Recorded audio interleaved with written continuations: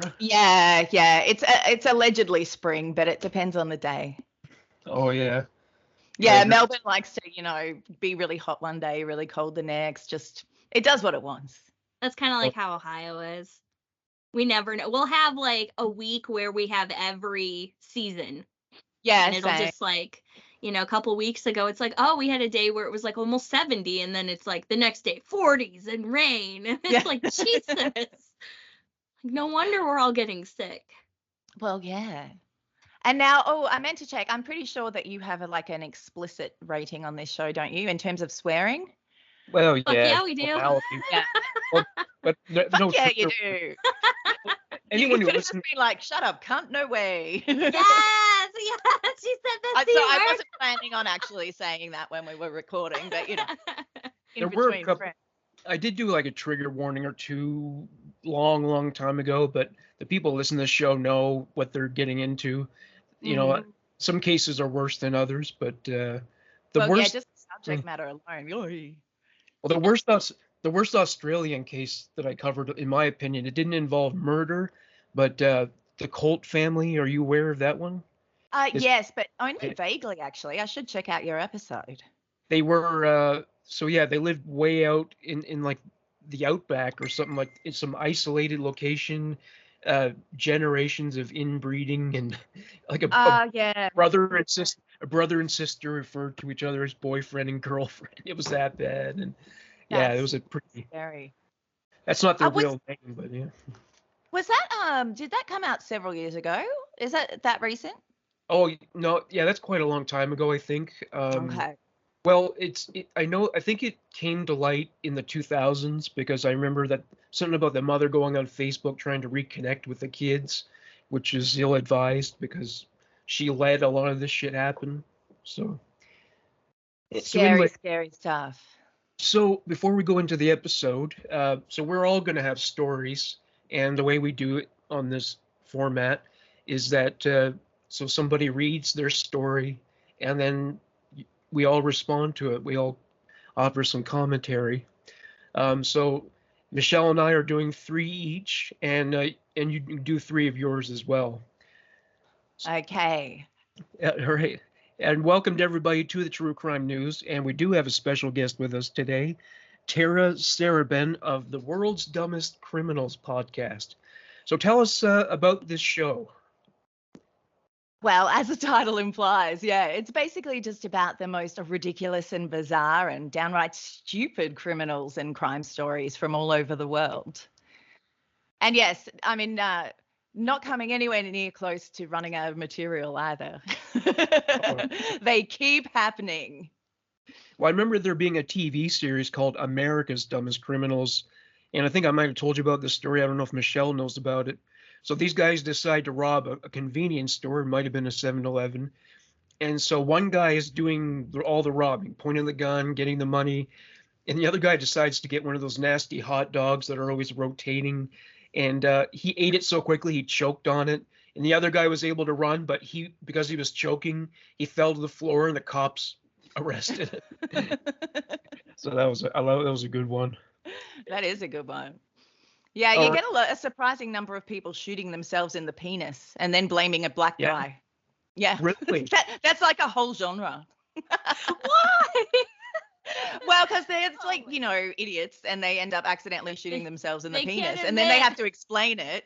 So they're like, they clip their own dick. Exactly. They don't want to be known as self-dick clickers. Yeah, that'd be an interesting theme for a show, actually. Penis related crimes, Oh, there's so many. Okay.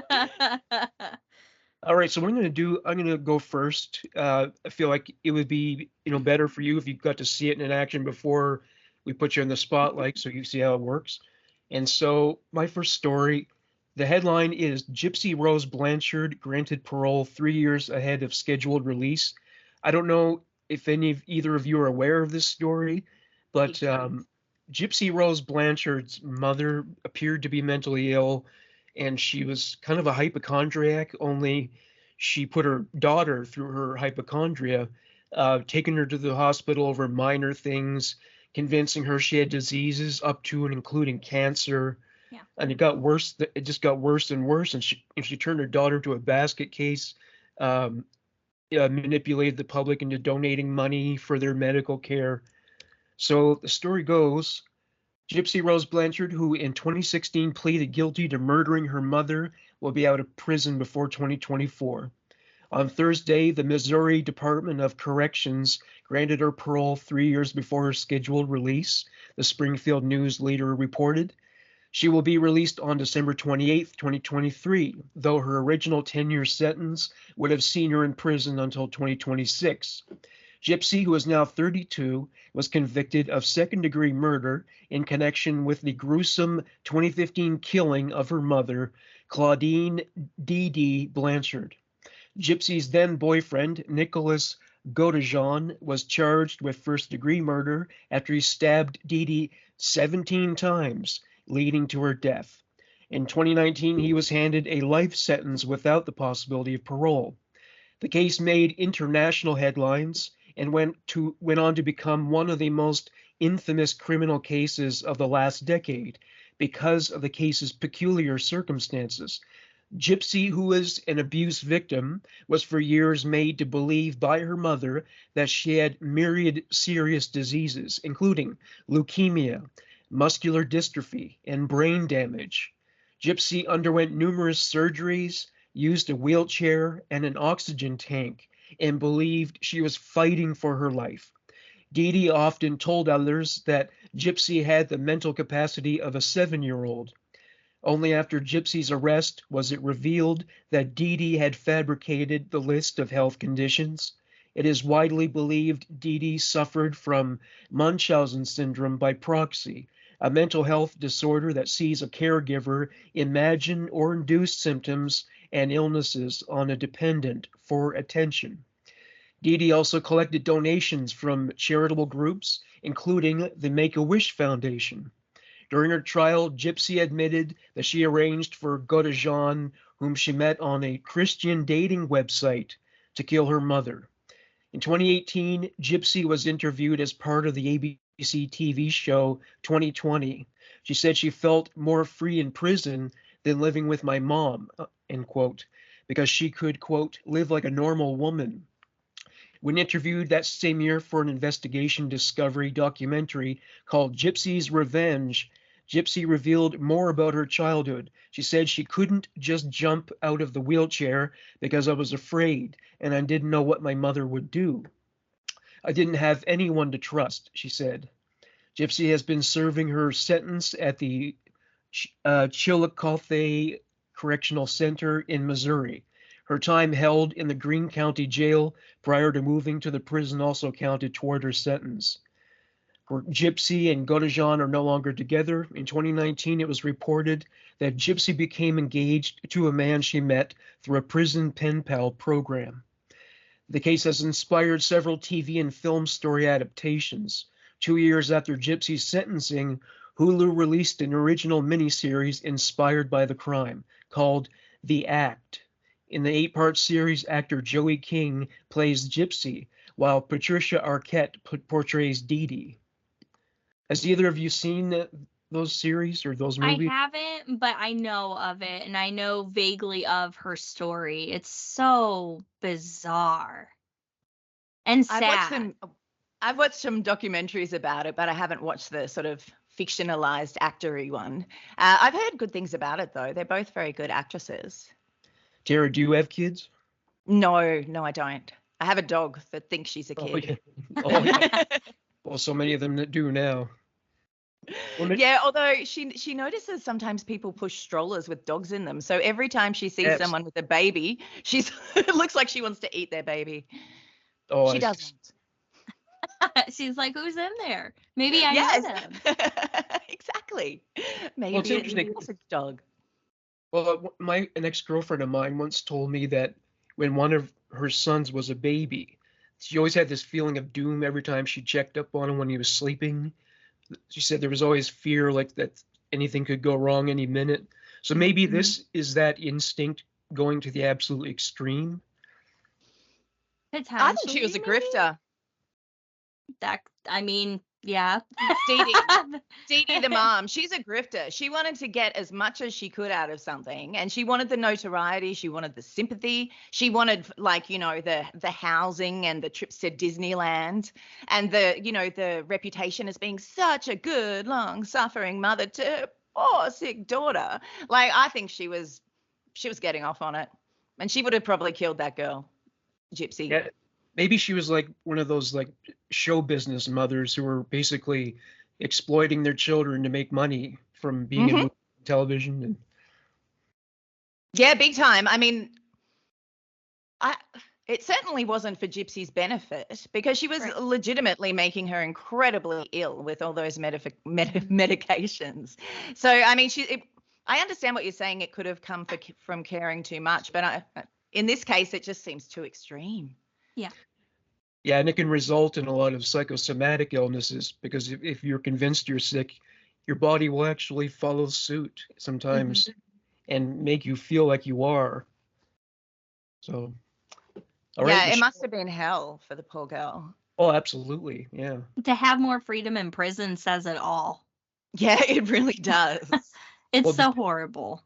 Well, to get forced surgeries when you don't need them, I mean, that would be horrific. That's dangerous. That's so dangerous. Yeah, look, she's definitely no Mother of the Year awards for Dee Dee. No. It's hard not to sympathize with Gypsy, actually, considering what was going on. I mean, sure, there's other things she could have done, but who knows if she realized that.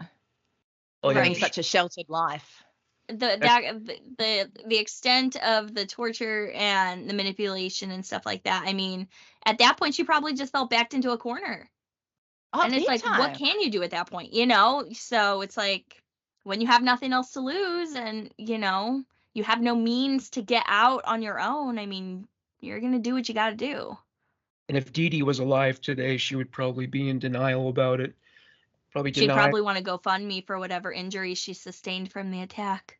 Oh, yeah. She would, now she is a victim. Now I'm the victim. Yay.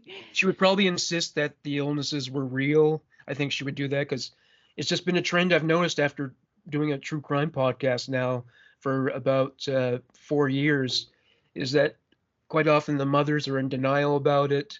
They cover things up, or they put a slant on it, trying to downplay things.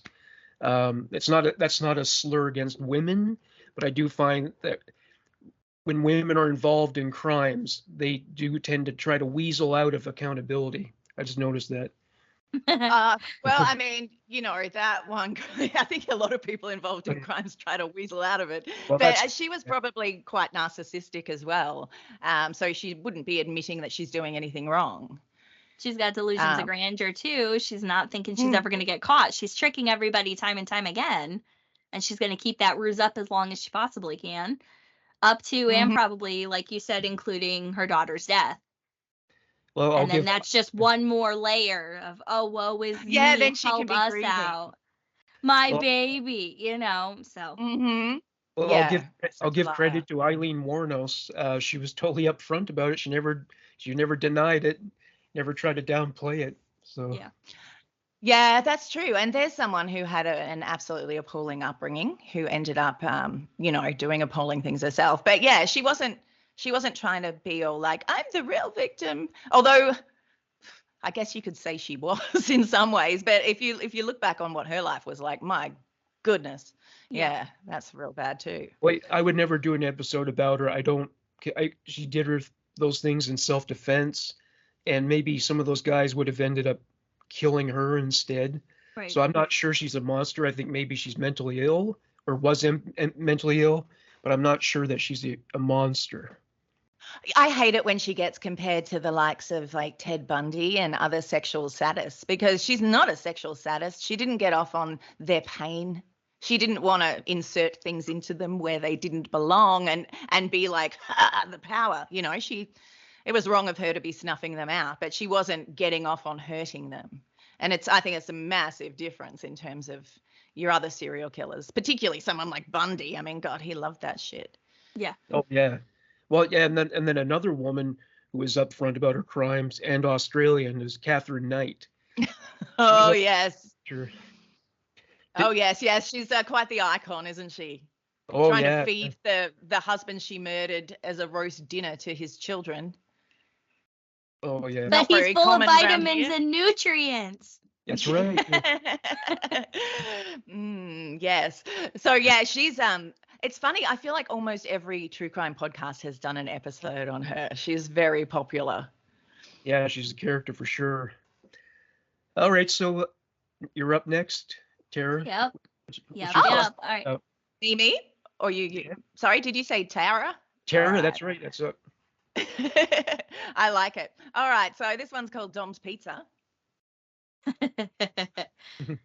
In August 2021, the owner of Dom's Pizza in Sunshine, Melbourne, got arrested for drug trafficking after the police noticed that no customers were leaving his store with pizza boxes. They'd go into the shop and come out a couple of minutes later empty-handed. Obviously, this raised suspicions and the premises was put under surveillance. Unfortunately for Dom and his clientele, he didn't think to give pizza boxes to the people who bought the drugs. I mean, that's a bit of an oversight, isn't it? How hard is it to give the people pizza boxes? It would have been even... Yeah, I mean, you're a pizza shop. It would have been even smarter to give them like a plain pizza in the box too, with just cheese on it so they didn't flip it around. But suffice to say, this is not a sophisticated business operation that we're talking about here. When the cops searched the pizza joint, they found Dom in possession of 5 grams of crystal meth, 55 grams of marijuana, a taser, a Bowie knife, and $1,900 in cash hidden down his pants. But I mean, hey, at least he was wearing some this time. Or maybe he should have baked the drugs into the recipe. It's oregano. It's oregano, That's guys. it, yes. Not mine. The store needed it. Yeah, absolutely. There's all kinds of things you could really do to be selling drugs from your pizza shop. There is more to the story, though. So while the cops were searching his little pizza business, a customer happened to stroll in. Now, when the cops asked them why they were there, they said they'd come to buy some meth. Why would you tell the cops that? You could have gone, oh, I just came in to get a pizza. Like, what is wrong with these people? And I mean, it's a dumb question because obviously it's the meth, but still. Was it a plain clothes cop? Well, they were inside. I don't know if they were plainclothes or not, but they were inside the pizza joint searching it when this person happened to wander in and say, yeah, I'm just here to buy some meth. Well, so, to be fair, young me would have been sarcastic enough to say something like that, but not actually mean it. So, yes. I mean, there's that, but that's pretty fantastic. The police looked into the customer's mobile, the I'm here to buy meth guy, and found that they'd recently sent a text to a friend that said, going to ask him to meet me in the kitchen and have it done up already. But that message isn't incriminating at all because they could have just been talking about pizza. However, when they examined Dom's mobile phone, they discovered a bunch of very incriminating messages organising the sale of drugs. It makes me wonder if some of his customers tried to be a bit clever and were like, I'd like $200 worth of pizza. And Dom would respond, mate, I don't fucking sell pizza. I sell crystal meth and weed. Do you want some of that? But later in court, Dom pleaded guilty to trafficking methamphetamine and cannabis, dealing with the proceeds of crime, possession of prohibited weapons, and committing an indictable offence while on bail, as he'd also been busted for slinging drugs and sentenced to 2.5 years in jail in 2008. But despite this, his defence lawyer, Ahmet Yukul, said that Dom had been running the shop as a legit business for 31 years. Yukul hilariously told the court, it's his passion. It's what he does. He lives and breathes pizza. I don't think that's scientifically possible, let alone true. But his defence went on to blame COVID for the demise of his passionate pizzaless pizza business.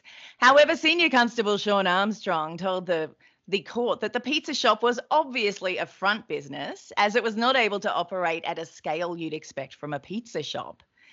He said a review of the state of the messy kitchen led police to contact the Sunshine Council, which issued a notice to cease operations, which is odd because, doesn't Dom live and breathe pizza? Doesn't he live, laugh, love pizza?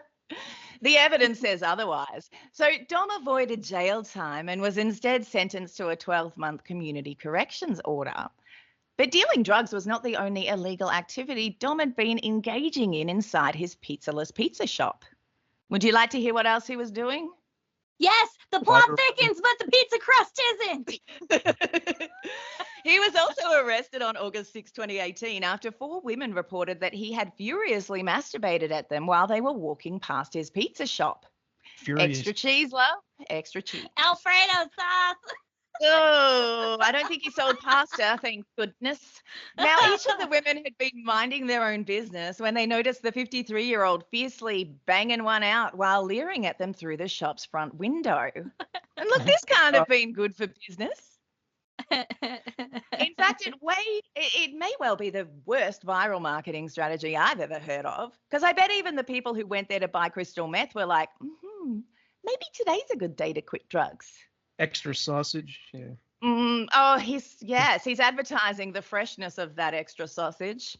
Now, it seems that his arrest did not dampen his enthusiasm for strangling the sausage at women walking by one iota. In October, yet another woman went to the cops to report that he was at it again. She said that she was passing by the pizza joint at around 6:30 a.m. when she saw him frantically jerking his gherkin at her about a metre from the store's entrance. Now, I reckon that 6 a.m. either seems way too early or way too late for this kind of behaviour. But she told the police that it felt like he was looking for an audience. He should have just set up a stage and sold tickets. Then in January the next year, one of the women who'd already been privy to his energetic monkey spanking told the police she'd accidentally ended up receiving an encore performance while walking past the shop again.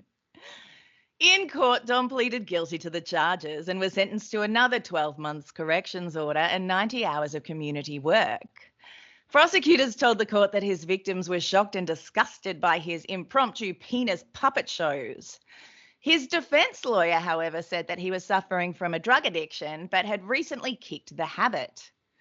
Although she considered his pants-down offending to be drug-fueled behaviour, his lawyer admitted that Dom didn't see any issues with it and thought of it as a joke. She told the court, he concedes that rather than being a predatory menace, what he was doing was just a sexual joke. What do you reckon? It's just a penis. What's the big deal? It's just a funny joke. You've seen one, you've seen them all. Jesus Christ. Just because puppetry of the penis originates in Australia, that didn't give him permission to do it. No, and also they haven't really been talked about here for a while. Although maybe Dom was a big fan, I don't know. Yeah, I don't know if it went away or what. Maybe there's a limited amount of appeal for that, I guess. Yeah, it was really big like 20 years ago, I think, which is what she said. But yeah, so sexual joke, jerking off at the ladies, 6:30 in the morning. You wouldn't be expecting it on your way to work, probably in the just dark. want coffee. What the fuck? Yeah, like, hey. Jesus. Well, have either of you ladies been a victim of indecent exposure? When I was younger, yeah, for sure. I remember I was walking down just walking along a beach that was really deserted. And this, kind of long-haired guy came along and he had a sarong tied around his waist, but it was kind of like a cape, so that it was kind of like he was wearing a cape around his waist with his penis on full display. And I was just like, wow, it's fucking deserted here, isn't it? This is not good. But fortunately, he kept right on strolling. But that was really unnerving because you're just like, wow, fuck, there's no one here for miles. Damn. What about I had one instance. There was a guy my stepbrother was friends with who was just a shithead and would do anything for attention. And there was one time he was at our house and unbeknownst to me, he pulled his dick out and was sitting on our couch waiting for someone to notice. So then when we did notice, I beat the shit out of him. But it was just because he thought it was funny. But we did have, when I used to work at the mall here years ago, we did have a guy come through like the back like area where our trash compactors were, which was like where everyone would smoke and stuff. And he flashed a girl by pulling up to her in his car, and he was asking for directions. And it was one of those, like, he had the map in his lap and his dick was on the map. Oh, So God. I didn't see it, thank God, but yeah. Well, now, We've heard. Oh, I sorry. think it's so gross how common it is. That's like, yeah, we all have a story about that. Like, Yeah. unfortunately, Yeah, you know, seriously. someone's flashed us. It's fucking and nowadays gross. it's mostly online now. It's mostly dick pics. Oh, the dick pics. But it's also scary because a lot of the time it's sort of dismissed as like, oh well, that's harmless behavior. Boys will be boys. But like the horrible policeman who murdered Sarah Everhard, he started off flashing. A lot of people who Oh, start off flashing go on to be it's a gay. rapists and murderers. So you'd like, am I encountering one of these or am I encountering just some exhibitionistic douche? Well, yeah, I mean, it is kind of sociopathic. I mean, you wouldn't do that to someone that you care about and are considerate toward. Of course not. Mhm. All right. So Michelle, you had a story already. Yep. All right, Okay. so I'm next now. Sorry. Okay. No, just pardon my Butters voice. Oh, okay. No problem. I like it. You know, That's me. our Very cute. our conversation about indecent exposure actually segues really well into my next story. Urologist charged in superseding indictment with sexually abusing 8 patients, including minors. So Damian Williams, the United States Attorney for the Southern District of New York, announced today that a grand jury in Manhattan federal court returned a superseding indictment charging Darius A. Paddock, a New York area urologist, with 7 counts of inducing a person to travel to engage in unlawful sexual activity and 6 counts of inducing a minor to engage in unlawful sexual activity relating to his years-long sexual abuse of 8 victims who were his patients, 6 of whom were minors. During part of the period of abuse, on April 11th, 2023, Paddock was arrested after a 4-count indictment was unsealed, charging him with sexually abusing 2 former patients who were minors during part of the period of abuse. Paddock has been detained on his federal charges since his arrest. Paddock's case is assigned to U.S. District Judge Ronnie Abrams. The trial is scheduled for April 22nd, 2024. According to the allegations in the superseding indictment unsealed today in Manhattan federal court, over the course of several years, Paddock sexually abused multiple male patients, including minor male patients, while conducting purported urological examinations in his capacity as a medical doctor employed by a prestigious medical institution in New York, New York. And from at least in or about 2007 through at least in or about 2019, Paddock, while working as a urologist, enticed and induced multiple victims to travel to his medical offices at Medical Institution 1, so Paddock could, among other things, sexually abuse the victims. Paddock also induced his victims to travel to New Jersey, where he abused and assaulted the victims under the guise of medical care. In or about 2019, Paddock began practicing at a different hospital located in Long Island, New York, and Medical Institution 2, where he continued to sexually abuse patients. Paddock used his position as a urologist at prominent medical institutions in New York to make or attempt to make the victims believe that the sexual abuse he inflicted on them was medically necessary and appropriate, when in fact it was not. Excuse me. Paddock often directed the victims to schedule follow-up visits, and he instructed victims to return to see him again. As a result, some of the victims attended many appointments with Paddock over the course of multiple years, at which Paddock repeatedly abused them. As alleged, Paddock induced 6 victims to travel to New York, from or through another state to engage in unlawful sexual activity. In other words, his abuse of his victims. And yeah, so this guy's like a Larry Nassar type person, basically. Yeah, that's hideous. Absolutely. And also because of his work, he would need to be down in your downstairs area somewhat. So for him to then be like, oh no, this is a test of, to make sure you're healthy, like such an abuse of power. It's really despicable. Yeah, doctors are very powerful individuals. And if you're not a doctor, there's so much you don't know about medicine.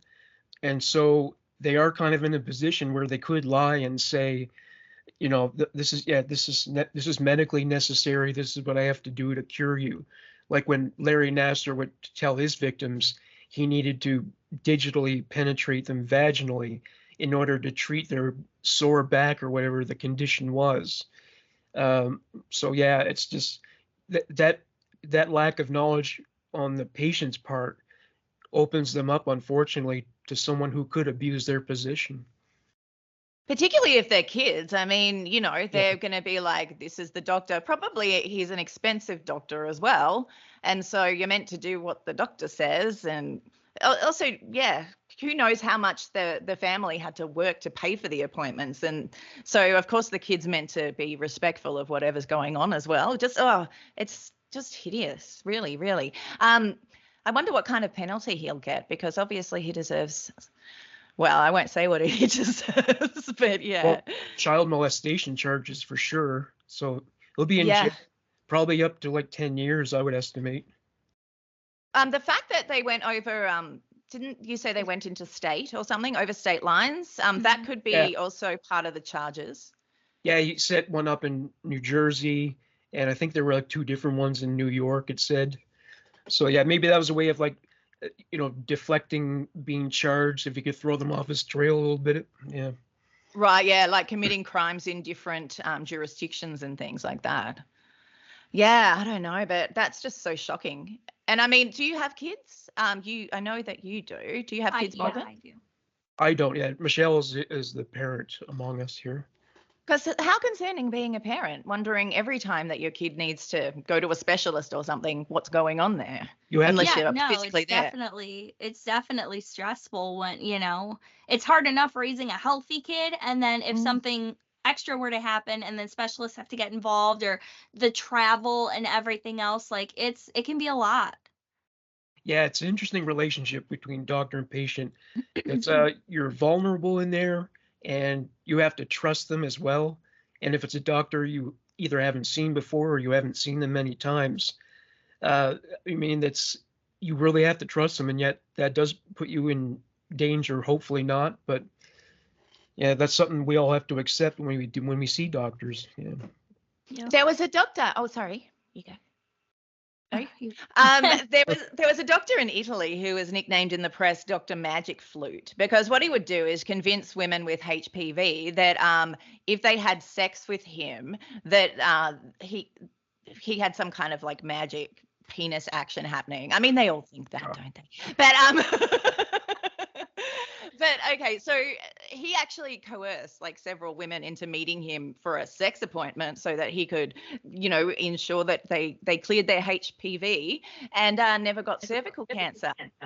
And then fortunately, like they sent in a female cop on a sting and got him. But it's also, I mean, it's part of it. Someone was talking to me about the case going, well, I just can't believe the women went along with it, which is why I thought of this now, in terms of what you were saying about having to trust doctors. I mean, we know that one's a little crazy far-fetched, but yeah, I mean, who knows what people are aware of or what kind of upbringing they've had and whether they know what someone's doing is wrong when they're in such a position of power.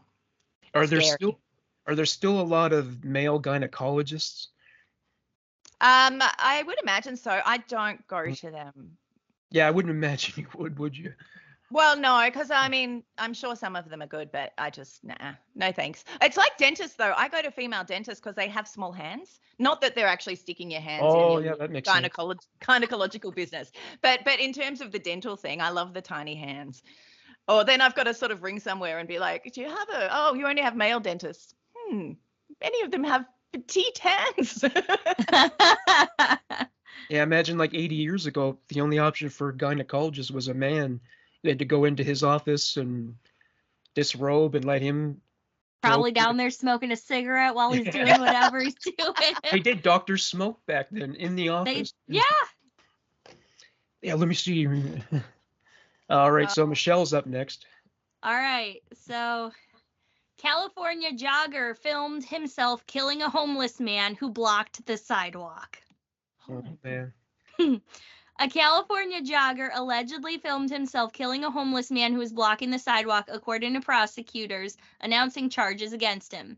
Craig Sumner Elliott, 68, was jogging with his two dogs and pushing a cart on the 28th of September when he came across Antonio Garcia Avalos, 40, who was sleeping in the middle of the sidewalk. Elliott allegedly tried to awake Avalos by nudging him with the pushcart, whereupon Avalos started yelling at Elliott to leave him alone.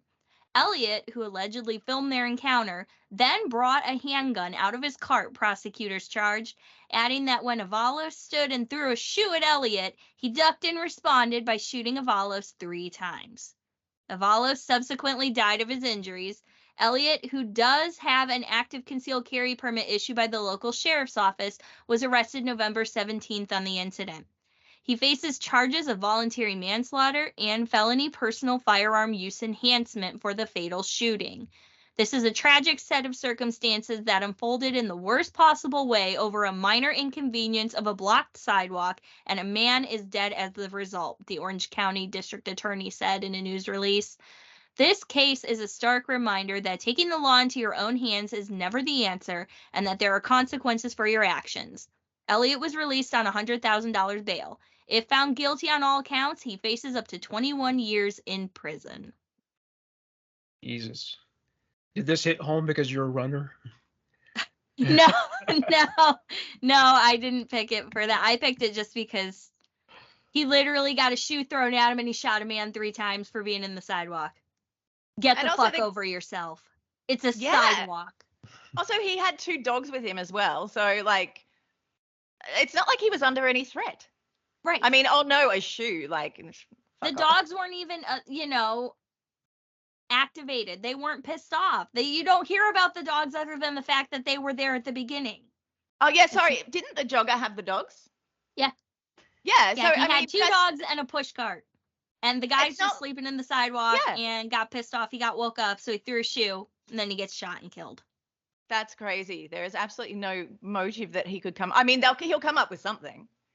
He'll come up with, I had a really bad childhood and I suffer from anxiety and depression and COVID was really lonely. And, they always try it on in the defenses. What I find doing the World's Dumbest Criminals podcast is that the defenses for the dumb crimes are often dumber than the dumb crimes themselves. Mm-hmm. Yeah. Oh, yeah. But yeah, that's really scary. And that's kind of one of those stories where, because not being American, it's one of those stories where you're just like, oh, like I would know that was an American story. Well, yeah, honestly, a little bit. I feel like I'd want like a flak jacket on. Also, there probably are people who want to kill me because as a podcaster, if people don't like your podcast, they like want you to die and stuff. So yeah. I think being a female podcaster, it's the double whammy. Yeah, I know it's good. They don't like you. They will tell you. Hell yes. They cloak it. You're annoying. You're like bossy. I hate her voice. Oh, what about in all those podcast groups online on Facebook? And it's always, I need a recommendation for a male-hosted podcast because I just can't handle horrible lady voices and they're giggling. And it's often women writing this. Often women write these posts. Have you read Morgan's comments that he gets? He's the lullaby voice. I fall asleep listening to him. Those girls are fucking annoying, though. Yeah. Oh, my gosh. So whiny. They don't take it seriously because they use tone and inflections. Like, it got heated a couple years ago. It was bad. It's like, oh, my God. And meanwhile, Mike Day, who does the Sword and Scale podcast, he has said sexist things, but he still has this massive female audience who hasn't abandoned him. So that's the misogyny often comes from inside the woman. Yeah, totally.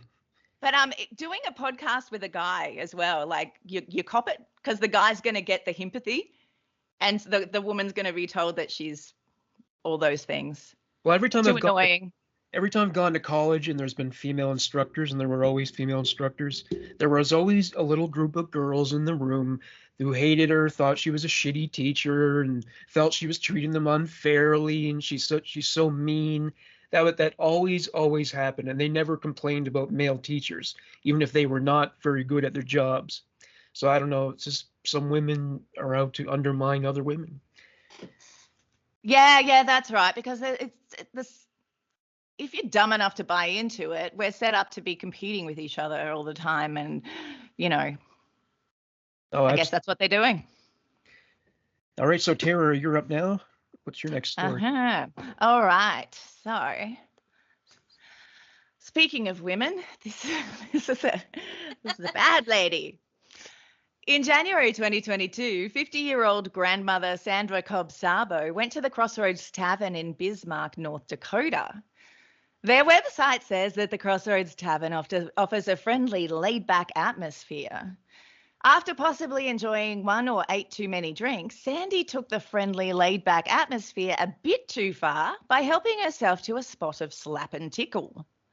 In the early hours of Saturday morning, 2 deputies arrived at the venue to perform a bar check. Their presence did not go unnoticed by Sandy.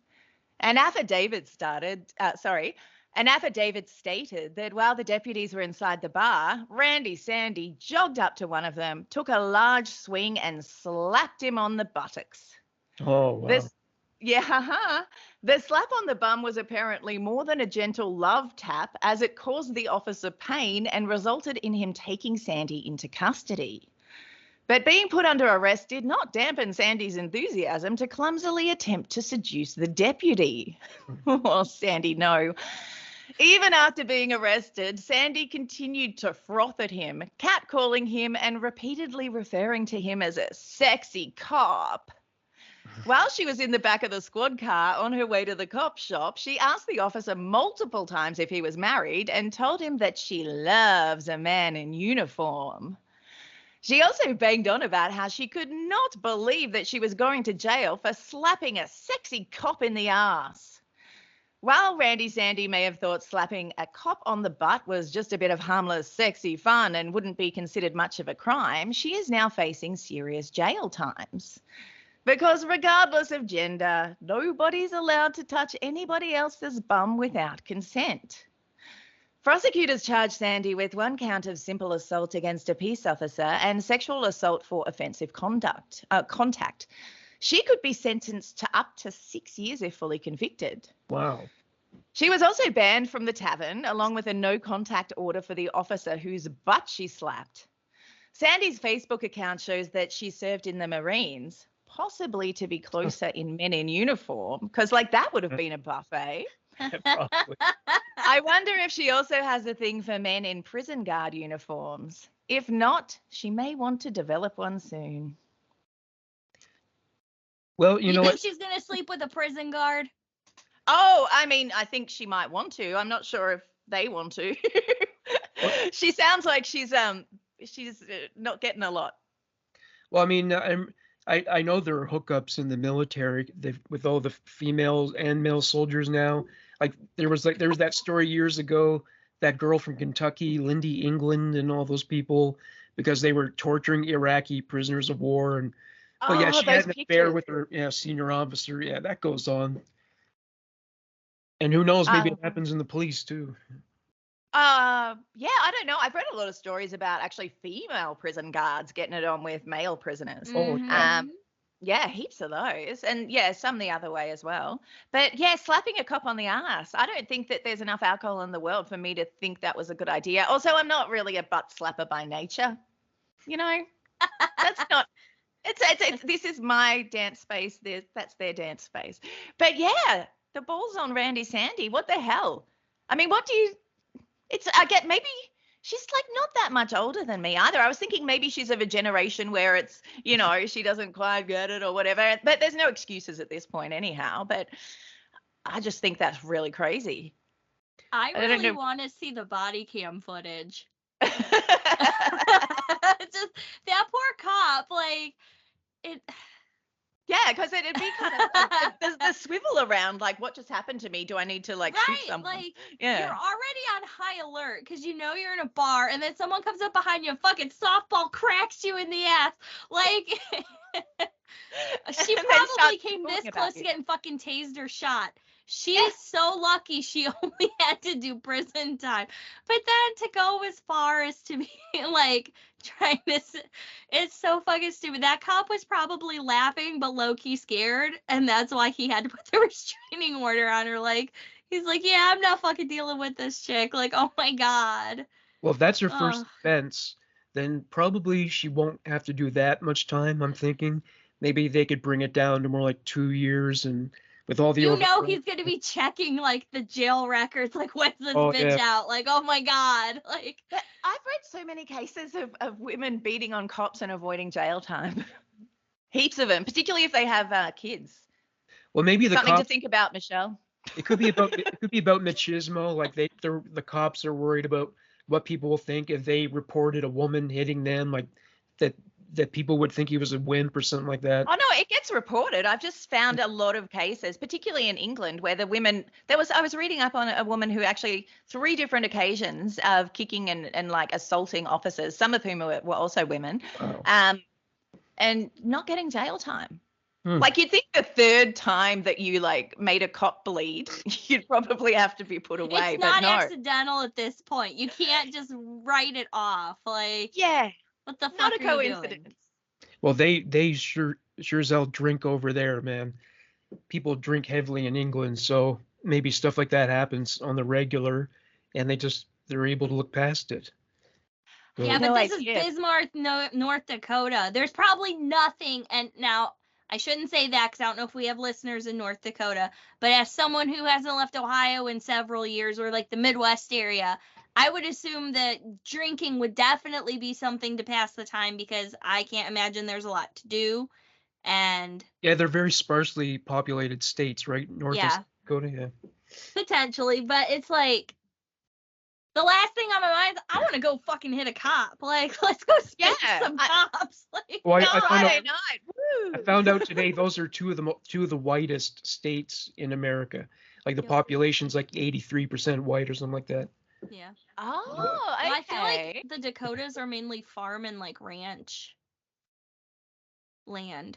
Big surprise, Kentucky is one of the whitest states. Can you imagine? Okay, that does make sense. That does make sense. Maine is the whitest state. I mean, I wasn't surprised, but I didn't expect it somehow.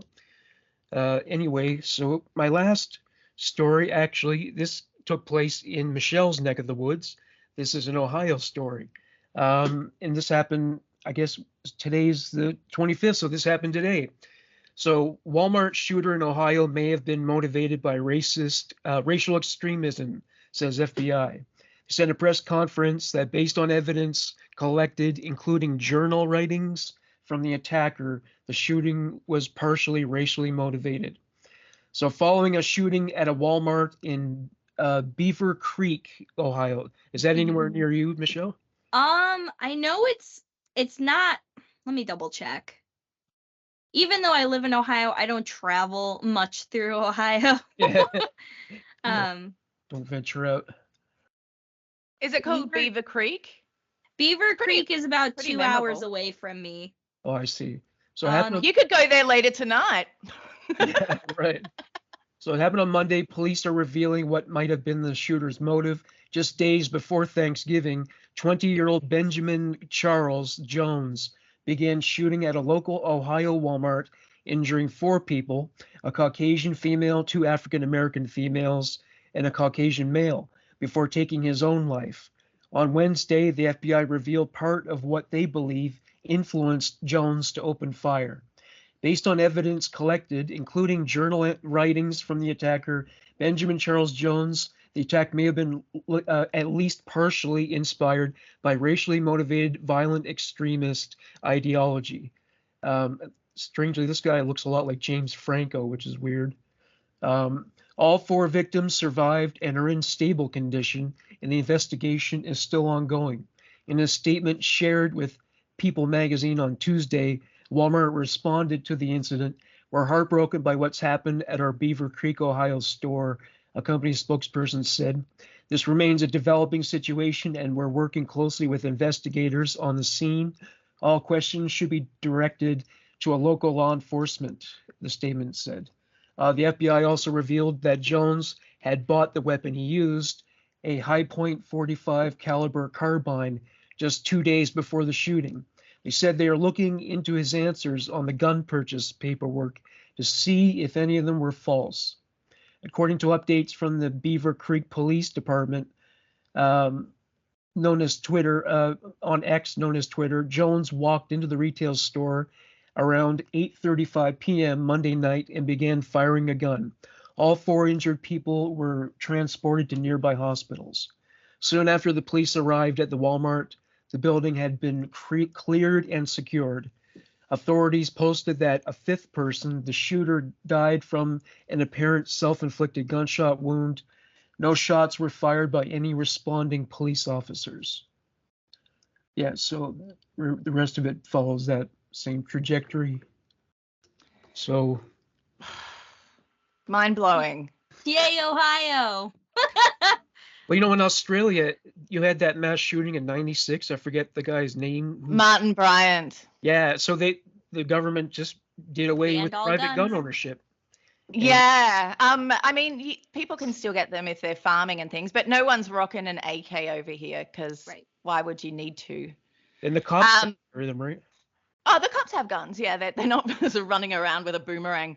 But yeah, it is. I really do like that about this country. Obviously, I'm not going to sit here and be smug about it because it's not like I was involved in that process in any way. But I really appreciate that that's how they handled that, because otherwise we would have a lot more shootings because there'd be a lot more guns. Apparently, it's not the guns that kill people, but I feel like they're usually involved in shootings. So there's that.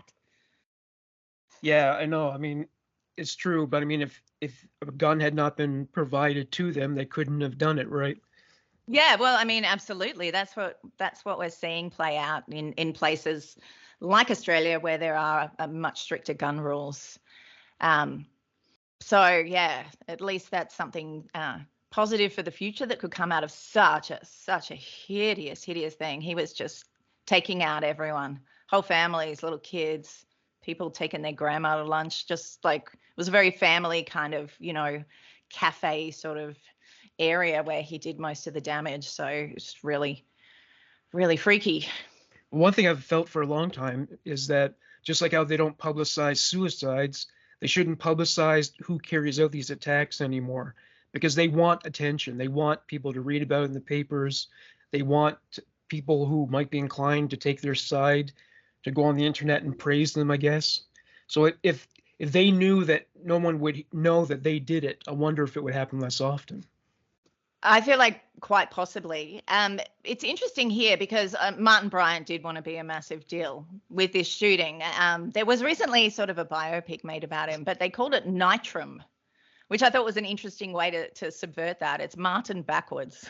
I was a bit like, look, it's a bit of an odd one, but I can appreciate that you don't want to call it Martin and have Martin Bryant in jail being like, yay.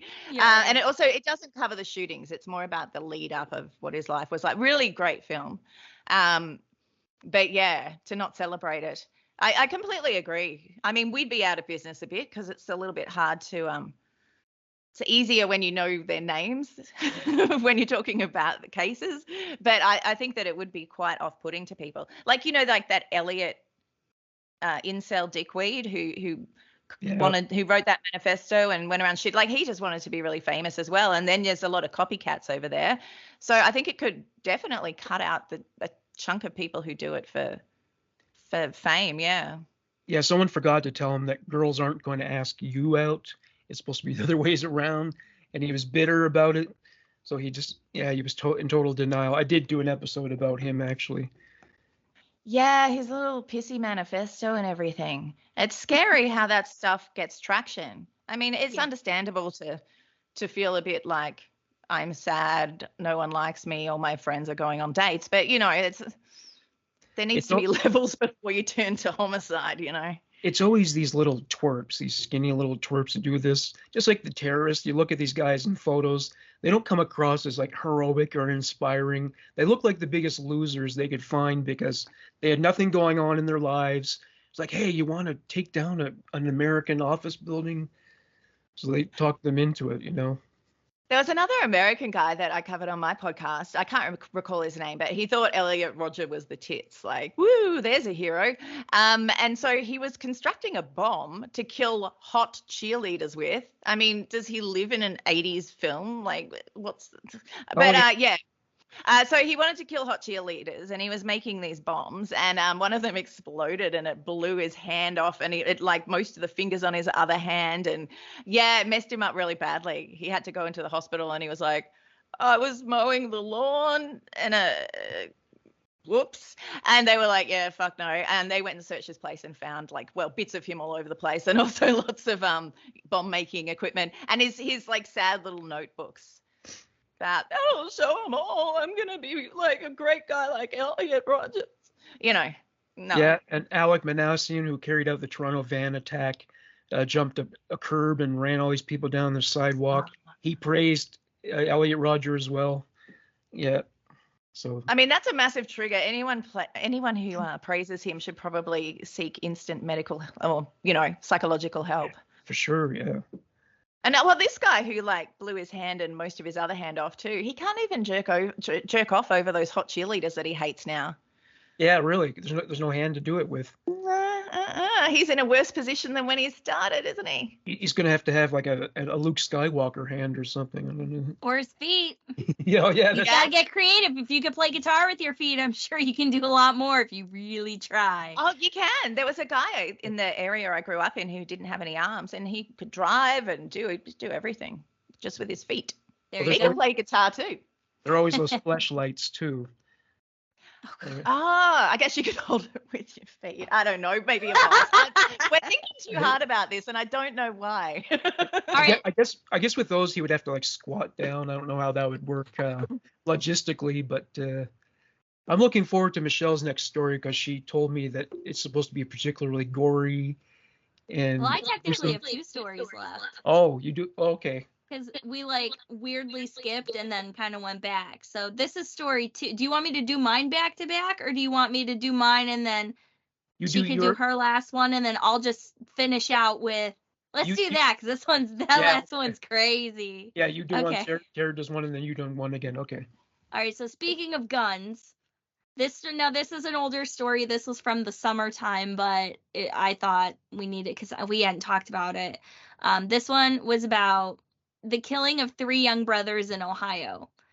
This story actually took place 2.5 hours away from me. So this was closer to Cincinnati, which is southern Ohio, closer to Kentucky. Documents released Monday state a Clermont County father had planned to kill his 3 sons for months before they were shot at their home on Thursday. Chad Dorman, 32, is charged with the aggravated murder of the boys ages 3, 4, and 7. Here's what we know about the killings. The Clermont County Sheriff's Office said it received multiple 911 calls Thursday just after 4 p.m. One caller screamed that her babies had been shot, and another caller said there was a young woman running down the street yelling that her father was killing everyone. Deputies swarmed the home of the 1900 block of Laurel-Lindale Road in Monroe Township and found the 3 boys in the front yard. Prosecutors said Dorman had lined up his children and then executed them with a rifle. When one of the boys tried to flee, he hunted him down, brought him back to the house, and killed him, the prosecutor said. The boy's mother was shot in the hand trying to stop Dorman. Other than traffic citations and a 1-decade-old domestic violence charge, Dorman has no other serious criminal offenses, according to court documents and statements from his public defender. The domestic violence charge stemmed from Dorman allegedly choking his father back in 2010, according to court records. The case was ultimately dismissed after the alleged victim, identified as Keith Dorman, which was Chad's father, failed to appear as a prosecution witness. Dorman could face the death penalty, but prosecutors have not said whether they intended to seek it. Investigators had not shared any details about a possible motive.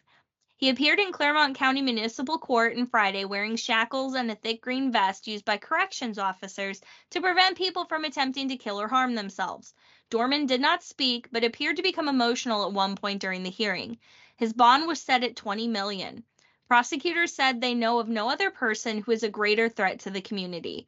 They said they would seek to hold him without bond as soon as they are able. Dorman was scheduled for a preliminary hearing on June 26. Due to the felony level of the charges, a grand jury will be convened to decide what charges, if any, he will be indicted on. If he is indicted, his case is being moved to Claremont County Common Pleas Court, which addresses the felony offenses.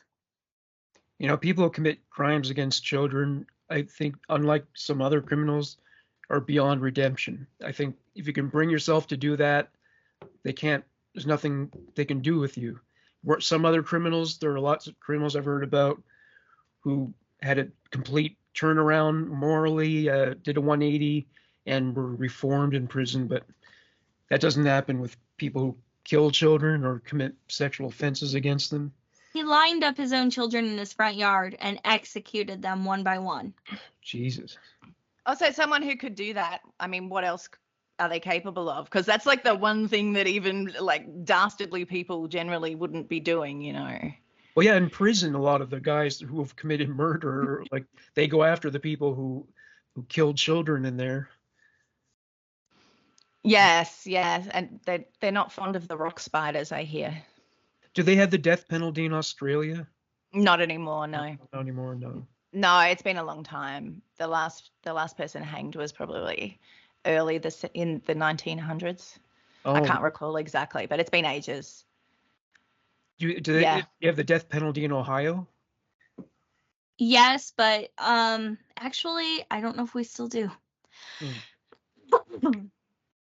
Oh, your sneezes are so cute.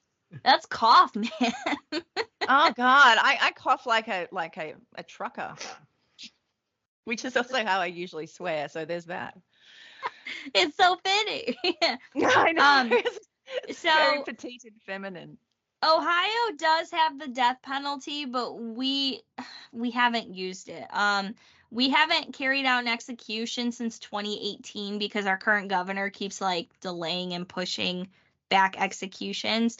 And the claim for that is the governor stated that it was hard to obtain the lethal injection drugs. So that's why it's turning more into like just, almost like a life without parole sentence versus an actual execution. It might also be related to this thing I read about how, so sometimes they have a lot of difficulty finding people who are willing to do things like run the electric chair. And because a lot of people were like, yeah, these people are scumbags who deserve to die. But it's easy to say that, but when you're the one actually, no matter what they did, it can be difficult for civilians to really pull that switch and think, right, I'm going to kill this person. So maybe you are the finality for this person. Absolutely. I saw a Wim Wenders, I think. Werner Herzog, I'm not sure which, but a documentary about people in prison and in the States. But there's some prisons where you've got two executioners and they both do a thing and you don't know which one's actually killed the person, to try and maybe, I guess, make that role easier. But okay. Yeah, so they'd have two of them sort of. You're a placebo executioner. Yeah, like one of us did it, don't know who. Also, I got that wrong. It's actually 1967 when the last person was hanged in Australia. 1967. 67, yeah. But yeah, family annihilators. Did it mention anything about his relationship with the mother of the kids? Is he doing it to just try and mess her up, or sometimes that's what they do? They said at that point there wasn't a motive. I'm trying to look up and see, because when I initially looked up this article, I didn't see any follow-up, which I thought was kind of interesting. But I mean, let's see. He'd have to be going for a mental health defense because, I mean, arguably you'd have to be insane to do that. Well, so I know he pled not guilty to the charges. Some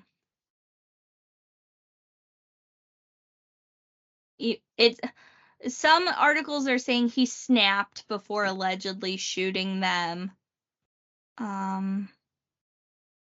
There is an update in July. God, it's giving like literally the whole Right. They're Sorry. giving the whole court document. I'm gonna have to read it, and we'll do a follow-up. I'll figure this out. God, I read about a case 42 yesterday. pages. So I read about a case yesterday. This happened in 2018 in England.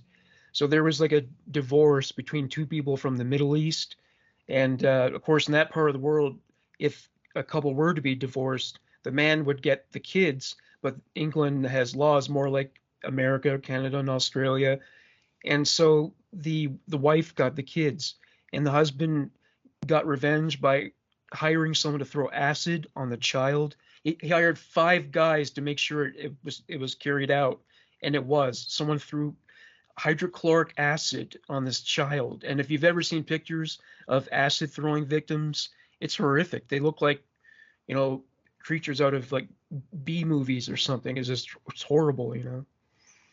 that's so That's fucked up. I horrific. hate that. Why take it out on your child?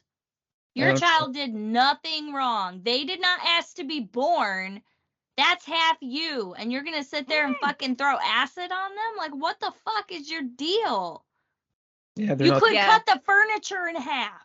You could, do something stupid like that, but to sit there and then ruin your child's life and scar them and fuck yourself over going to jail for that, like, really? Yeah. Divorce is traumatic enough for kids without there being any type of violence involved. Good God. Yeah. Yeah.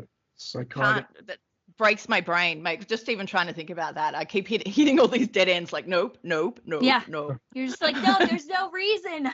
Like, what the fuck? Yeah. That's there aren't words to kind of describe how horrendous that is. Horrifying. All right, Tara, what horrendous story do you have next? This one, well, because I'm doing like a dumb criminals podcast, I don't cover things that get too dark. I try and keep it a little bit lighter. So yeah, not as dastardly as that. There isn't anything as dastardly as that. Yeah. So let's go. This is ridiculous though. 57-year-old Clyde Gardner owned a junkyard, which is lucky since he definitely belonged in one. He'd been violent and abusive to his partner of 5 years, and she was finally able to end things with him for good in 2011. She kicked him out of the house they lived in with their young son in Malone, New York, near the Canadian border. Abusive shitheels don't take kindly to their victims cutting them out of their lives like the cancers that they are, and Clyde here was no exception. He put his pea brain to work trying to come up with a plan to continue to victimize his ex. And what an idea he came up with. He decided his best course of action was to find a bear, kill it, skin it, and wear its pelt while hiding in the bushes surrounding his ex's house. Then when she came outside to put the rubbish in the bin, he'd spring into action and use the bear claws to maul her to death. He also planned on wearing the bear's paws on his feet so there wouldn't be any human footprints. Now, if the bear had got the better of him, this guy would be a shoo-in for a Darwin Award, and the only tears that would be shed would be those of laughter. So Clyde had been stalking his ex since she kicked him out. He lurked in the woods near her house, watching her through a pair of binoculars. Now, for some unfathomable reason, or possibly because he came to his senses, Clyde gave up on this grisly murder plot. His backup plan was to hire a dodgy friend of his to kill his ex in a deliberate car crash. He gave them a picture of her, details about her car, including the registration number, and $500 towards a $15,000 payday for carrying out the dastardly deed. Clyde used to be a demolition driver, and he thought that he had some pro tips to give to his mate about how to make it look like an accident. Clyde said that if the crash didn't kill the mother of his child, he should take a piece of broken glass and slit her throat with it. But fortunately, his friend didn't end up being nearly as dodgy as Clyde believed him to be. Instead of murdering an innocent woman for epically butthurt Clyde, the dude went to the cops and told them about his diabolical plan. So they had him wear a wire and record Clyde talking about the deadly plot on tape, and this resulted in his murderous ass being arrested. He was offered a plea to a reduced felony count of conspiracy with a sentence of no more than 2.5 to 7.5 years. But being the genius that he is, he rejected that offer. He later took another plea deal that was exactly twice as harsh as the one he initially refused. Lol. At his sentencing hearing, Clyde tried to minimize his actions by claiming that he was drunk when he offered his mate 15 grand to kill his ex. He said that he was going to call off the hit once he sobered up and realized the gravity of the situation. But it's not like his friend recorded him the first time he was told the plan.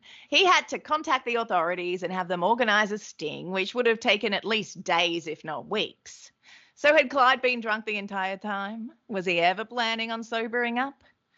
Clyde was sentenced to 5 to 15 years in prison and given a 20-year order of protection, preventing him from contacting his ex until 2031.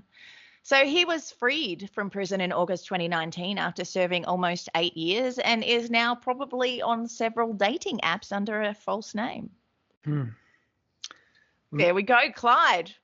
What a romantic winner. Yeah, there's an issue that comes up a lot.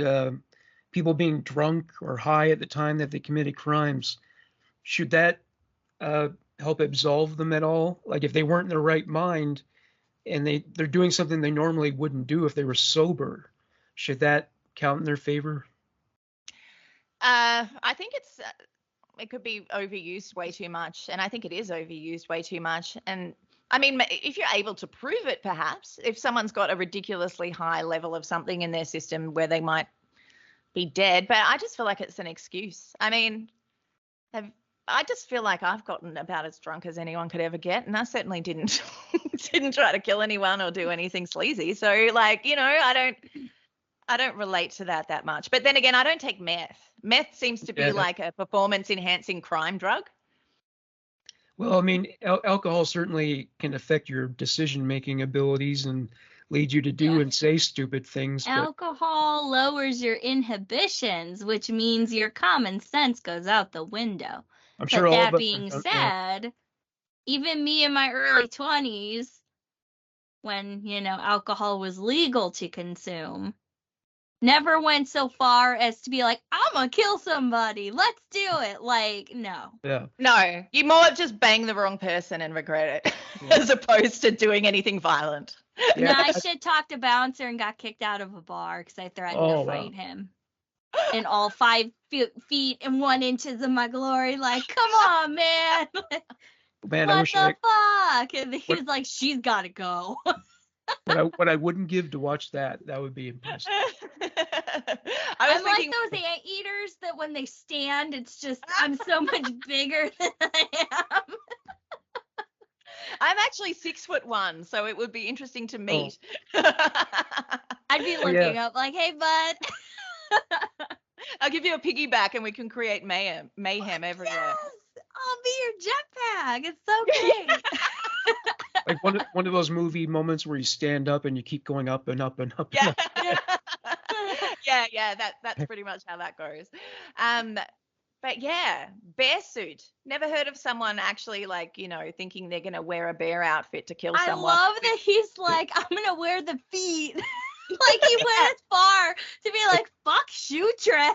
Like, let's get the bare feet. Like footy pajamas or something. Yeah, yeah, exactly. It would have been so great if another bear had come along at that moment. And fucked him up. Yeah. Yeah, big time. That would have been so hilarious. Oh my God. Those bear fights are vicious, so. Yeah, he wouldn't have stood a chance against a real bear. And also they'd be like, why are you wearing Bruce or whoever the bear he kills name is? Right. That's cool. Yeah, that's cool, brother.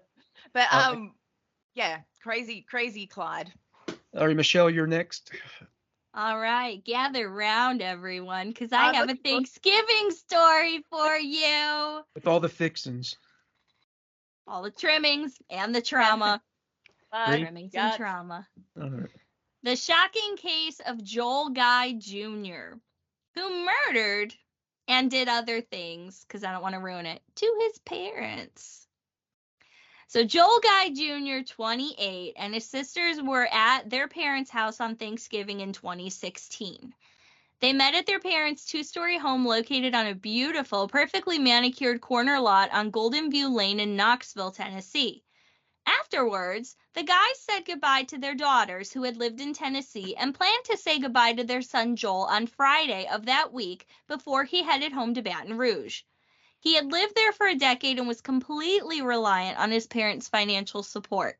However, the guys had mentioned to their daughters that they had planned to cut Joel Jr. off financially after the Thanksgiving get-together. So Lisa's coworkers, Lisa's the mother, became worried when she didn't show up to work on Friday, November 25th.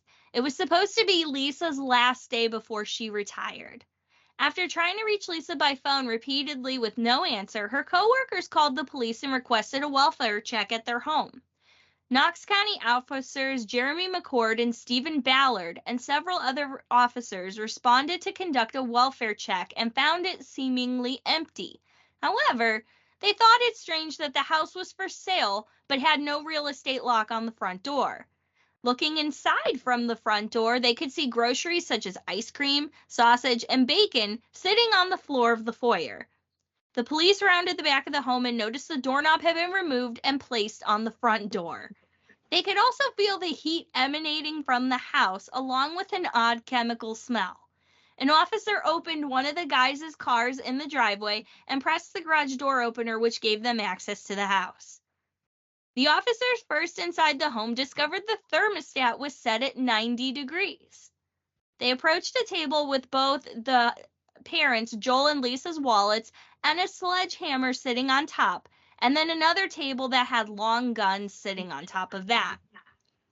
They passed the groceries that they spotted from the outside, and in the kitchen they found a stock pot boiling on the stove. Investigators would later discover the pot contained the decapitated head of Lisa Guy. Knox County Sheriff's deputies who discovered the crime scene had, quote-unquote, a physical reaction to the odor in the home. Yeah. The officers proceeded to ascend the stairway where they heard a dog barking. They found the dog locked in a bedroom. Looking down the hallway, they could see the blood-spattered walls and discovered Joel Sr.'s dismembered hands on the floor with large spots of blood on the rug. Horrified by what they were seeing, the officers continued the search. In the bathroom, they found both Joel and Lisa's dismembered corpses sitting inside plastic tubs in a homemade acidic solution. Investigators arrived on the second floor crime scene and found Lisa's clothing, which had been cut off her body, along with sewer line cleaner, baking soda, liquid fire drain cleaner, lye, hydrogen peroxide, muriatic acid, bleach, and a bleach sprayer. Nearby sat a suitcase that had a note in it with the name of an Ace Hardware store and a notation about sewer line cleaner. The home was so hazardous. I saw the crime scene photos and holy shit. The home was so hazardous that the investigators had to wear hazmat suits to process the crime scene. An officer at the scene described it as the most horrific thing he's ever encountered in law enforcement in life. It is in the 1 percentile of homicides in the United States that involve mutilation or dismemberment, and it's not something that we run across. Joel Guy Jr. was arrested a day after the bodies were discovered and was charged with 2 counts of first-degree murder, felony murder, and abuse of a corpse. At trial, it was revealed that Joel Guy Sr. suffered 42 sharp force injuries so brutal that 12 marks were left on his ribs that ranged from scratching to severing. Severe damage was caused to Guy Sr.'s lungs, kidney, and liver.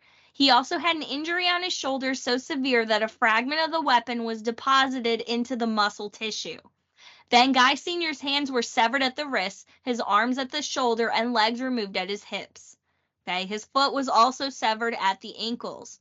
According to court transcripts, Lisa was stabbed 31 times, causing 21 severe injuries, stab wounds to the buttocks, and severed 9 of her ribs. Her clothing was cut off her body and left on the floor. Her arms were severed at the shoulder and her legs below the knees. Police found a notebook filled with Guy Jr.'s plans in his parents' Knoxville home. Shockingly, he wrote a list of things to do prior to the murders, along with noting the items to bring with him, including a blender and a food processor. Guy Jr. listed items like a sledgehammer and killing knives that he needed to murder his parents, as well as a plan of where and when to kill them. He planned to use the sledgehammer to crush his parents' bones. In the notebook, it said, quote unquote, bring blender and food grinder, grind meat, flush chunks down the toilet. Guy Jr. had one motive, money. He listed his parents' assets in detail and noted the notes provided insight as to how he would achieve gaining his parents' property to include life insurance, the Knoxville house, also a vacation home, a car, an SUV, a boat, and an old truck. Guy Jr.'s trial lasted 4 days and involved more than 700 pieces of evidence and 27 witnesses. He was sentenced to life in prison on October 2nd, 2020 by Judge Stephen Sword, who called this case, quote, the most extreme form of abuse of a corpse he had seen in his 25-year career. Guy Jr. was found guilty on all charges, including 2 counts of first-degree murder, 3 counts of first-degree felony murder, and 2 counts of abuse of a corpse. He will not be eligible for release for 130 years. However, during sentencing, Judge Source said that 300 years isn't enough time to reasonably relate what Guy Jr. did. Damn, this guy gives Jeffrey Dahmer a run for his money. Though Dahmer was more organized. This guy should have turned the heat off, not turned it up. But he was sloppy. But yeah. Well, sorry. Did he learn nothing from Dennis Nilsen, who is, kind of the UK? Well, Dennis Nilsen was smart enough at least to hide the bodies. But he was letting them decompose under his floor. Well, he was trying to flush them down the toilet. That too, yeah. That's the aspect. I mean, at least this guy wanted to grind them into smaller pieces to fit down the toilet. Yeah, but it's a flawed. I mean, A, gross. B, he's the devil. There's a homicide for the holidays episode about this case that I saw. I watched a lot of them at once, and I can't recall if it was this or not, but I think it was. They said that the stab wounds through his mother was so forceful that they actually went into the floor behind it, under her or something. Broke her ribs. Yeah, that's pretty extreme. Yeah, and also that he was like every cent that his parents spent on themselves, like he was like, no, they can't do that. No, they shouldn't be having that. No, what? Yeah, that's my money. What are they spending? Well, and when I was researching this, there was a lot of additional talk about the mom basically was working to basically give her paychecks over to her son. He just was financially completely dependent on them for everything. He did not attempt to really make anything of himself. They said at one point he had gone to college for maybe a semester and then he dropped out, but he literally was completely dependent on his parents helping him just live. He had no motivation to do anything himself. Wow. That is really, really out there. I wonder, you could wonder how he ended up that way, but who knows what kind of personality disorders, or God only knows. But yeah, your own folks, that's I don't know. I mean, makes a lot more sense in Gypsy Rose Blanchard's case. But it's in this, his parents literally have done everything for him, and he's just a selfish bitch and can't handle the fact that, enough's enough. You're a grown fucking man. You're 28 years old. It's not your parents' fault that we know of that you just can't get your shit together. Yeah, yes, they were enabling you, but they were also trying to do right. They were realizing that wasn't going to work anymore. Well, I have noticed that when a parent dies, at least one child does turn into a total vulture and really becomes sure that they're entitled to most or all the money and assets and everything else. So that does tend to happen a lot. Now, look, I've never killed my parents, but I feel as though getting a job would be easier. Yeah. Don't you think? Yeah, maybe get a job rather than killing your parents. Killing your parents, getting a job. Which one's harder? Which one's going to serve you better in the long run? Again, not the parents. But the audacity, and clearly he assumes that he's the smartest guy in the room and he's not going to be caught, even though he left his notebook behind with all of his little to-do lists. Mm-hmm. You're supposed to clean the crime scene afterwards. He didn't even he didn't even do the first thing. He didn't even wipe blood off the walls, you know? Yeah, no, Yeah, we did. Everything was just out there in the open. Yeah, right. and then he like pops off and leaves the head boiling on the stove. Like Yeah. Yeah. that's giving me Catherine Knight vibes actually to kind of hook back over there. Yeah. Wonder if he was like bouncing around in the water. Oh, well, Morgan, every episode, Morgan does this all the time. He takes shit like one step too far and says things, and it like breaks my brain and makes me mad, and then I can't stay quiet anymore. You gotta stop that. So fucking gross. No, well, that's probably good. I'm the kind of person that then goes along with that sort of thing. I think there's an expectation that as a woman, I would be bringing back the man into the safe area, but instead I'm like, yeah. But it does raise the question, is the boiled head soup the snack that smiles back? Possibly. To quote Jeffrey Dahmer, a sandwich is a sandwich, but a manwich is a meal. He didn't say that, but I like that meme anyway. Oh no. I don't know what I'm doing here now. All right, so Tara, you take us out. You're the last one. I mean, yeah, I do have more. I've done 3. Yeah, you can do the last. You can do one more, and that'll be it. Okay, what about a little one? Yeah, sure. Yeah. I'm trying not to make all of them about something pornographic, but here we are. Well, no, knock yourself out. All right, here we go. This is it's recent, it's topical. A 27-year-old guy named Trent from the Sunshine Coast in Queensland, Australia, matched with a woman who was not named in the media on Tinder in December 2021. So they moved their communication over to Snapchat and would send each other just, pictures and videos, flirt with each other, that sort of stuff. At one point, the woman sent Trent a 10 to 15 second sexy alone time video of herself. For some reason, Trent thought it would be a good idea to send her a photo of himself sitting on the toilet defecating with the caption, "poo time." These things are not equal to each other. It looks like old mate Trent here confused sexy time with toilet time. Or maybe he meant to send the picture to his mother because every time he does a poo in the potty, he gets a little treat. The Tinder woman wasn't interested in sharing Trent's poo time with him or giving him a little treat, so she unfollowed him on all social media and stopped communicating with him. This seemed to confuse Trent.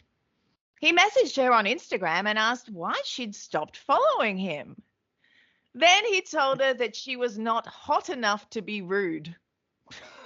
Oh, no. And that she should be careful because he had her video saved and he would hate for it to be sent to her family. Then he sent her back the sexy alone time video of herself that she'd sent him to show her that he'd saved it. The woman went to the police with screenshots of the threats, which led to Trent's arrest. He ended up pleading guilty to threatening to distribute a prohibited visual recording. Of course, his lawyer argued that he should get off with a fine and not have a conviction recorded because heaven forbid his actions should have any consequences. Instead, he was given a suspended prison sentence of 4 to 6 months, fined $2,500 and ordered to pay the victim $1,000 in compensation. Magistrate Rod Madsen said that a conviction was to be recorded because the offence was an indication of Trent's character. I wonder how hot Trent reckons you need to be in order to not have to pretend to like receiving pictures of him taking a shit. Is this the measure of attractiveness now? Do guys like Trent go around being all like, "Hey, dude, I saw the hottest chick yesterday. She was so hot that if I sent her a photo of me taking a crap and she stopped talking to me, I'd be cool with it." Yeah, I don't think that exists, that level. There's certain sexual things you can just do spontaneously. You don't need to clear it with your partner first. But that's not one of them. You really got to have a conversation about scat before you launch into it, Yeah, no scat play without scat rules. Yeah, you definitely, it's like a safe word. You have to clear it with them first. It's also interesting that he equated her being, being a bit sexy to him doing a poo. I don't know, how is... And her lack of interest in being snobbish. And not being hot enough, because, you know, the dudes like the negging. Oh, she's not hot enough to do that. She's going to live alone in a house with books and cats. Like, oh, sentence me to death. Right, don't tempt us with a good time now, okay? Exactly. But dude, it's like Two Girls, One Cup. That wasn't a documentary, you know. It wasn't propaganda. That was awful. I did go Well, there. apparently it was fake, actually. It was chocolate. Oh, but, thank No. they did it well, though. I don't know. It was I only saw it once, and that was I remember, like, my stomach does not turn easily. But that was one of those where I remember just being like I couldn't do it. It's so gross. Well, you know, the whole trend on the internet, which is seen most often on TikTok with the duets, people reacting to things, it seemed to start with that. I don't remember seeing a lot of that before Two Girls, One Cup came along. Well, that was around the time that YouTube kind of got started too. Yeah. Yeah, I remember Family Guy did a scene like that, actually. The Wild West of the internet from the early 2000s. Yeah. Oh shit. Yeah. So what do you guys think about the whole, like, sending videos thing? Fortunately, I haven't been single in quite a while, and I know that the young ladies these days want to feel free enough to do that stuff, but I just wouldn't trust anyone enough to tell you the truth. My trust issues would keep me safe from any leaked revenge porn. Yeah, that's something you'd want to wait a while to do, because some people might try to blackmail you with it or something like. Yeah, or just publish it as well, and just horrible things. Although now that people can deep fake your head onto bodies, like, they don't even need to bother using your own stuff against you, I guess. They're cutting out the middleman. But I couldn't do it. I couldn't trust someone that much. Couldn't do it. And anyone who would want me to do it would probably want to, like, mess with me anyway. Well, it's scary to think of what they'll be able to do with AI and Photoshop. Be able to create porn with someone who didn't pose for anything, but they can make it look realistic. Oh, there's probably several walrus pornos involving me already out there that I just haven't stumbled across. You know what? If they want to take the time and effort to fucking AI this into something and it ends up blowing up, I'm going to fucking sue for some money. Like, let's just say, like, you're using my likeness. I want, I need to reclaim that some way. Yeah. There was a guy that used to be in the Bloody Murder, my old podcast, Bloody Murder. He was in the Facebook group, and he went through a phase where he'd go through all of my Facebook photos, and then he would, like, deep fake me just into movies, but it was really freaky. Yeah, that's if you're good with the pen tool in Photoshop, you can make yourself do anything. I have a picture of me riding Falcor, okay? Like,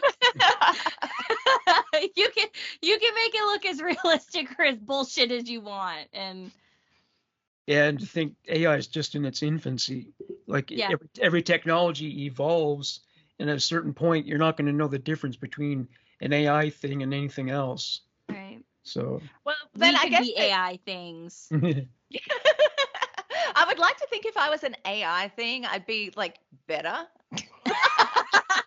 Yeah. Like, wouldn't some effort have been put in to, like, iron out a few of the kinks? Well, maybe some women will create an OnlyFans account, but the men don't know that they're not really naked. It's AI. They're using. This is what I need to do. Because, podcasting isn't exactly paying the bills currently. So, got to step it up a notch.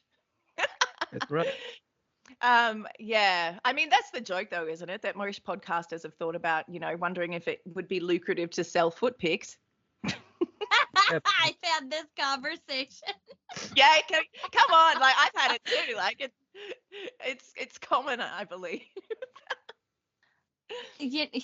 To each his own. If you can think it, someone's out there like, yes.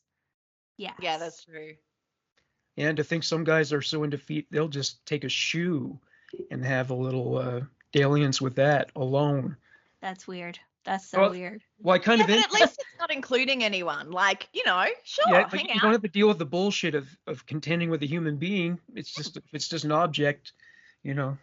Well, maybe Kind of that's how these makes people are treating these sexy videos and everything else. It's just a video. It's not the actual person. Like, Yeah, it's not real, kind of like because you know there's a weird buffer. It's different to only be seeing people from the screens, not in real life. Maybe that's sort of making the detachment make it feel less personal. I don't know.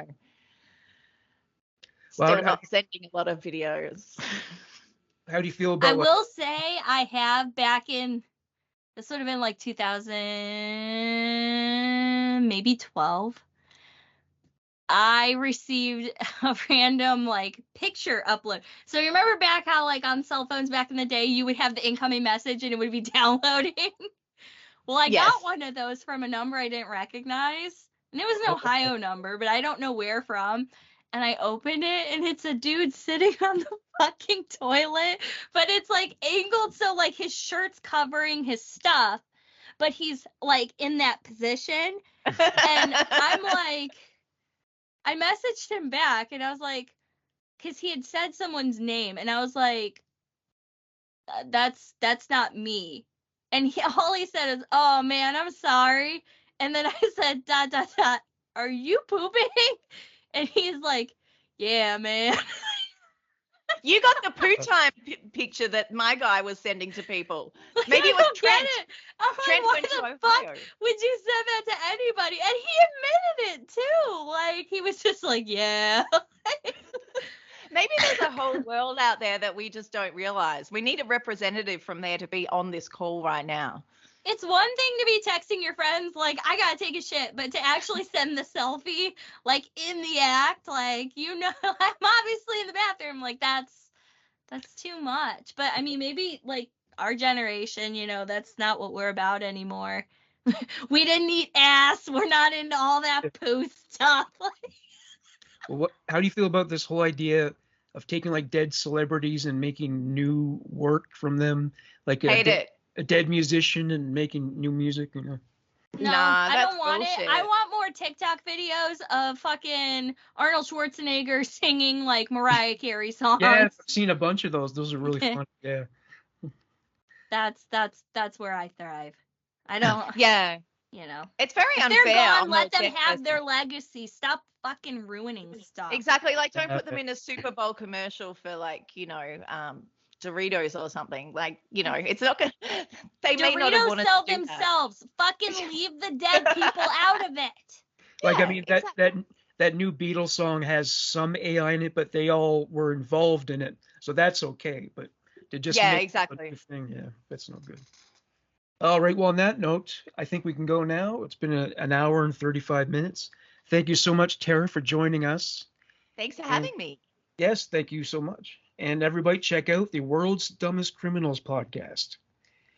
For Michelle and myself, Morgan Rector, and Tara Sariban, I'm pronouncing it correctly.